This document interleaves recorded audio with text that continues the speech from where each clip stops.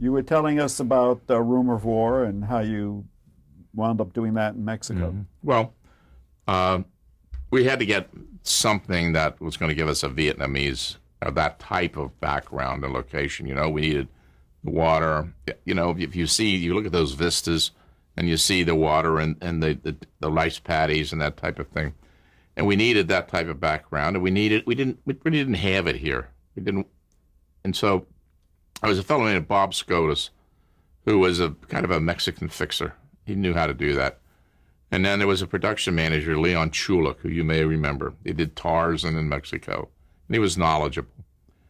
And they made me a lot of promises, I have to say. They made me a lot of promises. Scotus said, we got the Army, we're going to get cooperation, you're going to get equipment, you're going to get uniforms, you're going to, whatever you need, you're going to have it. The Mexican government's going to go way out, So I went down and I visited the Puerto Vallarta area, and it was great. Found a lot of good locations.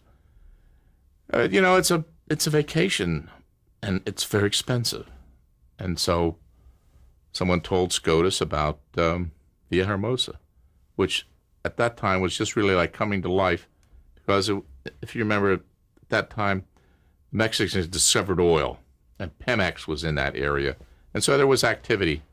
So we flew down there, and that was gorgeous. The vistas, just had everything we needed. So we started the show in Mexico City. Unfortunately, the Mexicans delivered nothing. The Army delivered nothing. We found the old Jeep that we could drive that only would go in second gear. That's all we had.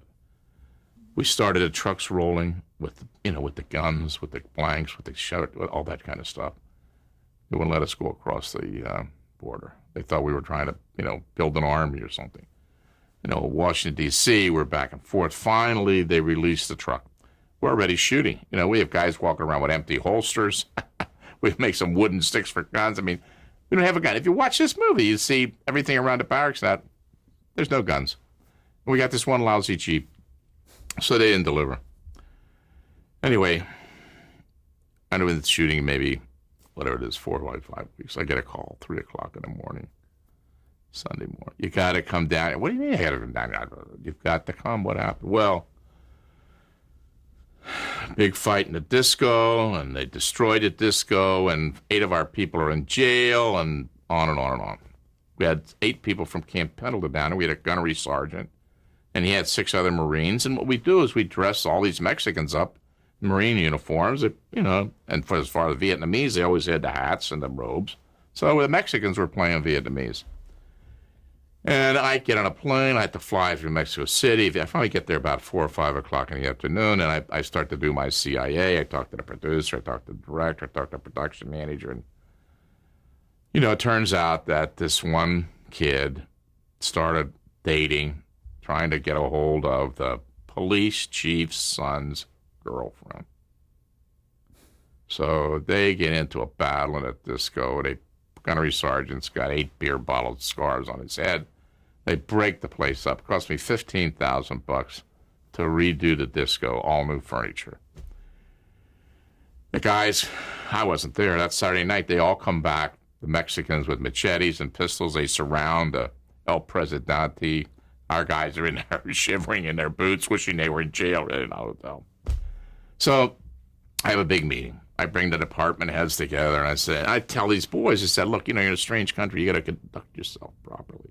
You can't just do the kind of things you're doing. You don't take the police chief's son's girlfriend. And I said, I'll tell you what. Look, we only have 1 more week here. I'm the good colonel. I'm going to stay with you. I'm right here at the battlefield, and we won't leave here till we're finished. And some makeup man stands up and says, I'm going home tomorrow. So what do you mean? He's already got an insurrection. He said, well, Tuesday is whatever, Independence Day, and they're all going to be off of work, and they're going to get loaded on tequila, and I'll be down here again with pistols and machetes. So the next morning, 90 tickets back to Mexico City. Unluckily, but luckily, we had some negative damage, so we got to Churubusco Studios, and we made a scene. We shot, a couple days. We needed a scene with a prostitute and whatever. And we had some negative pickup stuff. We did that all the while we're shooting there. We're rolling the trucks because there's no freeway in Mexico in those days. Every road is like this, up and down, up and down. It took us from Villahermosa to Puerto Vallarta, it's about 700 miles. I don't think we traveled more than 100 miles. Maybe it took them 5 days. So the director and I flew ahead because we'd picked these locations, so we knew how we could match stuff. We'd put all the huts and everything on a truck. I don't know what it cost me, maybe 150 grand. And we get up there. We get to Puerto Vallarta. We make a deal with the Posada Vallarta. I go out there on Saturday. Here's all the crew. They're out there having a great time drinking margaritas. You know, they're all in a swimming pool. They're dancing and carrying on with all the local girls. Same thing all over again, right? So I go back home, and then I get a call. Hey, we're not making any headway. We're not going anywhere. I come down. I got a kidney stone attack. Now I start going to all these Mexican doctors. By the time I get finished, I got a bag full of medicine this big. Finally, I said, I got to go home. I get on a plane. I sit down. Kidney stone pops. That's a side issue. I finally pulled him out. I couldn't last any longer because I was running out of money. I finally pulled him out, and, I just figured out. I said, we're going to shoot the rest of this thing in Los Angeles where I can see and watch what's going on, And we're going to start cutting some pages and changing, which we eventually did.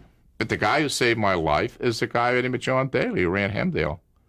He loved this, and he paid me $1.5 million for the foreign theatrical rights. And we recut a version for him, and that covered all of my overages and made me a profit. Actually, it was well received.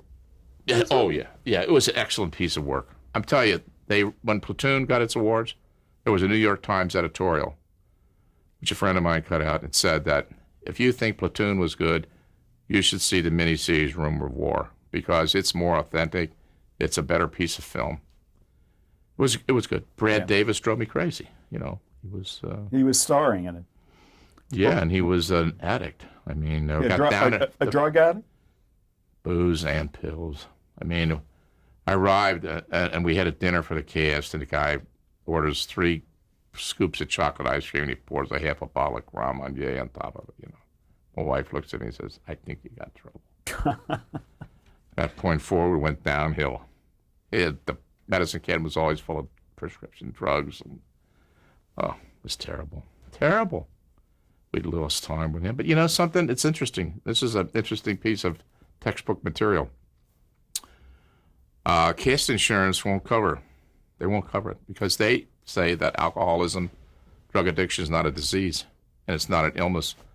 And they won't cover it because they have so many people who are into that if they started covering it, they'd go broke. So they fought us tooth and nail. We never, I had a big claim for a lot of different things, but I only collected about half of it because they wouldn't pay. But Davis got through the role. Oh, yeah, he got through the role. Denied that he ever had a problem. And then a year or two later, he went to AA and said, I'm an alcoholic. I admit it. I'm an addict. Then a year later, died of AIDS. Right. That brings us to the Martian Chronicles. Oh, that was easy compared with the Martian Chronicles. We're in 1980 now. 78, 78, yeah. Well, Malcolm had represented Ray Bradbury as an agent in the 60s. And every so often we'd try to sell the Martian Chronicles. Why we tried to sell it, I do not know. Because after we sold it, we should have never sold it. I mean, it was the most unbelievable project to try to take on. It was just ridiculous. We're sitting in Deanne Barkley's office at NBC. Please tell us who Deanne Barkley. Deanne Barkley was in charge of development at that time of movies and miniseries. Again, one of the first women to be in that kind absolutely. of a job. Right. She had started at ABC, and they were buying like crazy. I mean, just about that time, I think it was that day, there was a trade paper release on Star Wars. Had been on through the roof. Well, no one would do science fiction until Star Wars came along. For years, they wouldn't touch it. So he said, look at this. She said, you're right. You get Richard Matheson, we'll do a 6-hour miniseries. Well, Richard Matheson wasn't that difficult to get. Tell us who Richard Matheson. Richard Matheson, was a top writer, did a lot of great work. I don't have his resume but he was a in front science of me. fiction writer. Yeah, but a top writer who normally wouldn't do television. But he jumped, on this thing because he loved the project. But, 20 different people had owned it. When we did the chain of, first of all the stories in Martian Chronicle were written for science fiction magazines, individual stories, and Ray put them together in this one book. So the chain of title was unbelievable. They went all the way back to Argosy, all different kinds of, in the 30s and 40s when he wrote this stuff, as a young man, everybody owned it. David Wolper, you name it. Everybody optioned it, and no one could get it made. And so, boom, we have it. And from that point forward, it was really tough because NBC wouldn't pay the whole license fee. I sat in Europe for 2 weeks trying to generate. In those days, to generate $1 million was like unbelievable. What was the license fee for this? They, I think they paid me $4 million, and I had to guarantee that I would spend $4,750,000. That turned out to be real easy, but I had to have the financing for $4,750,000. Frankly, I didn't have that. So I went to Europe. I found the BBC, and they were doing a few co-production deals. And I'd I was knowledgeable because having been with Columbia, I knew a lot of people in the UK. So he put up $600,000, and then he brought in the German Polygram. So long as we think we put Maria Schell as a German actress into the picture, into the series, and they put up another $250,000. So as far as NBC was concerned, they were happy. So we picked the island of Malta because it's treeless. It had a big tank, shoot across the horizon. We built the sets in the tank. It was working like gangbusters. The only problem was being a treeless, you had to bring all the lumber in, and we had to bring everything in. And I finally sent my son over there because I said, Butch, we may lose the house on Alpine and the whole enchilada on this may be the end of the line. So he was a young guy. He'd had experience, I put him out on sets and stuff. And he got over there and he said, Dad, if you don't stop those guys from shipping in lumber containers, we are going to go down a tube. So we took this set, and we all of a sudden, boom, we changed everything that that we could to still make it acceptable. And it looks really good on film. But we cut that sucker in half, and we made a lot of changes. But in the final analysis, we knocked it out. But I was in the tank over the $4,750,000, maybe $1.5 million, $2 million. But I had a savior. There's always a savior out there for Charlie. I guess I pray. I don't know. It was an old distributor, Red Silverstein. Red had worked for MGM for years. He was an independent distributor. And I convinced him that we could cut a great theatrical film out of this, and he went out and sold it about $2 million of theatrical sales on this thing. And, we cut it. We shipped it. Everybody didn't pay. Most people paid. And we eventually, bailed. I tried to get NBC to help me. They wouldn't help. No, wait a minute. But it took years. It went theatrical after its television? Yeah, it went theatrical form. Right. Now, was it a benefit to have Rock Hudson in as the star? That helped. But you see, when we finally cut the feature together, I have to tell you quite honestly, it was not a strong picture. It wasn't a strong picture. It just didn't work. But as a miniseries, it was brilliant. And Fred Silverman, who had moved to NBC, saw the miniseries, and he was going to put it on in September to start the season. It was going to be the first thing. And NBC had one of these television critics meetings or something. And so they decided to invite Ray Bradbury. He was going to be their star, not Chuck Fries, not Rock Hudson, Ray Bradbury, the famous science fiction writer. We had one problem, one difference with him. In the book, there's a guy left on Mars, and he doesn't believe there's anybody else. So he goes to the phone book, and he starts calling. He calls number after number after number. In space. In space. He finally, this is, Ray Bradbury's space. He finally hears a voice, and it's a woman's voice, and it sounds fantastic. And where are you? And she tells him, and he gets in his Martian car, and he starts driving miles and miles and miles to reach her. Now, in Ray's version, when he reaches her, she turns out to be some hag with curlers in her hair and a real mess. So Dick Berg said, wait a minute. That doesn't sound good. Let's make it a beautiful woman. The guy's driven all these miles. So we hire Bernadette Peters, right? It's a lovely young lady. Ray saw this. He went crazy. He flipped. You got to reshoot this. I said, look, man, we're in the dumper right now with this, and NBC's not going to put up any money. I can't. And frankly, we think it's pretty good, and it's about the only change we made. Well, at the Critics Award, he stands up. At the Critics meetings, he stands up and he says, these people destroy his own project. These people destroyed my material. Did that? And he starts, whatever else he said, I don't know. Boom. Show's off the air. They don't put it on until January. It's still got a great rating. But the guy could have had a real smashing success. But because of some stupid little change that we made. Didn't you lose the irony of the story? The irony of the story is he travels all this distance. Oh, we didn't feel that way. We thought we improved it. We improved it, frankly. How did Rock Hudson come to be cast? I mean, he was a movie star. Yeah, well, he was ready. He wanted to work, and they did television. Did McMillan and White? Oh, that's true. Yeah, he was across the line. Did you meet him somewhere?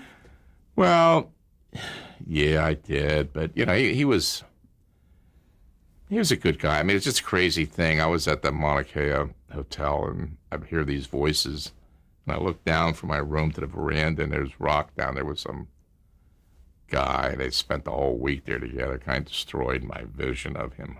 I always thought it was Rock Hudson. Turned out to be something else. And actually, my PR guy, Dale Olson, who worked for me for a long time, was the man who eventually went over. Remember when Rock Hudson, he leased a 747. He had AIDS. He went over to France to try to save himself. He leased a 747 to fly him back. And Dale Olson, the PR guy, was the man who went over there and came back with him. Yeah, he was good. He was a good man, though. I mean, Rock Hudson was a strong performer. He was a hard worker. He never caused an ounce of trouble. Never. Showed up on time, did whatever he had to do. So you met him in Hawaii? I met him there. And then, of course, I met him when we signed him, and I went over to Malta. I spent some time over there. And Martian Chronicles wound up being profitable for you in the long run? Well, in the long run, basically because of the home video. But you see, it's a school book. It's a textbook project. Every kid in school is reading Martian Chronicles, and you've got a jillion sci-fi buffs, and they sell it at Columbia House. I mean, it never stops selling. Continuously. But it took a long time to bail, that's for sure. I mean, it was just too tough. I mean, it was too much money. You calculate the interest, it would have taken forever. With television movies like series, are you victimized by the ratings system very often? Are you under the tyranny of the ratings? Yeah, to a certain extent, absolutely. But producers are impacted to some extent, certainly, because in a series, especially where your ratings start going down, it's over. Television movies, it's really the guy who programs the show that wakes up the next morning and reads the ratings and says, oh, my God. Right. The producer does that, too. But unless it was since the network has so much control on so many of these things as far as the final approvals on cast and that, they have to take almost as much or more of the responsibility for the rating than the producer. So if you give them a quality product, you're not going to be as impacted as much by ratings on television movies as you will on series. It's like reviewing a concert after the concert. What difference does it make? The movie already played. What difference does the rating make? Only to the extent that that's their bread and butter, Ratings, that more. You've been around. Ratings equate into dollars. It's that simple. But your production is already played, so it only impacts on your future reputation. Well, I say, but if you deliver a good movie, quite often that doesn't even impact on your reputation because, you can deliver a fine movie that doesn't get ratings. Right. I mean, it could be the competition. I mean, John Mitchell, I will go back to him. John always used to say, you guys can produce good product, but it take that time slot. I get the time slots for you producers. When I get that time slot, I'm putting you in a position. But, that's true. The old basket concept, put it after Home Improvement, put it after Frasier, put it after Seinfeld, and it's going to get a good rating going in. But you could have a great movie, and they can put Gone with the Wind up against you, and boom, you're in the dumper. Right. That's it. Now, television series has not been your focus throughout your career. Not once I got out. No. I tell you, it's, as we said before, Harry Ackman was great for comedy. Somebody else is great for drama. Bochco does one thing, Carsey Warner does another. After a period of time, you become a television movie guy, and they don't really look to you for series. I did a few series, and I made some money on them, but it never played like the television movies did. Was there one series that sticks in your mind? Yeah, I did a Spider-Man. I only made 15 episodes. I made a fortune, I did Super Carrier, which was 6 episodes. I made a lot of money because I took Super Carrier 6 hours and I made it into 3 2-hour movies. Second movie, the voice goes across the sea of Carrier, going across. He says, and now we're entering, the Mediterranean. We're going to be going to Malta. And now we're in the next episode. They did the same thing with You also Spider-Man. made a lot of pilots that didn't sell as well. Yeah, not too many, but enough that I don't want to remember them. So you're also suggesting that you get pigeonholed very much in the I think industry. that's true. Yeah. Don't you? I mean, Yeah. they're not hiring Joel Silver to do Big Daddy Right. in the theatrical business. And they're not hiring Marcy Carsey to do The Profiler or The Predator or Law and Order. And they're not hiring Dick Wolf, although he may try to sell himself or something. And not hiring and Steve Bochco. It really, you do get classified. You do get categorized, I think. And it's a nature of the business. It's very difficult to break those things, But if you get big enough, like a Bill Murray wanting to do The Razor's Edge, much to his distress. But oft times when these guys go against the grain, they end up in the dumper, Right. Jim Carrey kind of pulled it off with Truman. He kind of still was a comedy, but usually it doesn't work. Let me ask you about one other of your productions, For Us the Living, that you did for PBS. Well, there was a young man, Ken Ropcott, who had gone to Medgar Evers' wife. Murley had written a book about Medgar, and Ropcott was getting nowhere with it. And I think he finally spec'd the script himself or something. And he came to me and said, "You think we can set this up?" So we took it to CBS, and they ordered a rewrite, and we got a script, but a dumper. They didn't. Who wants to do, assassination of a black civil rights leader? Didn't. Somebody wanted to, but somebody else didn't want to. And I have to give Ken a lot of credit for this because, frankly, at the time that it happened, I was not that well. And Ken did something I have to tell you I would never thought of. He went to Washington, he got the NEA and the NEH to put up $500,000 a piece for $1 million to make this. Now, believe me, it was a labor of love for us to do it because there was not any money in it.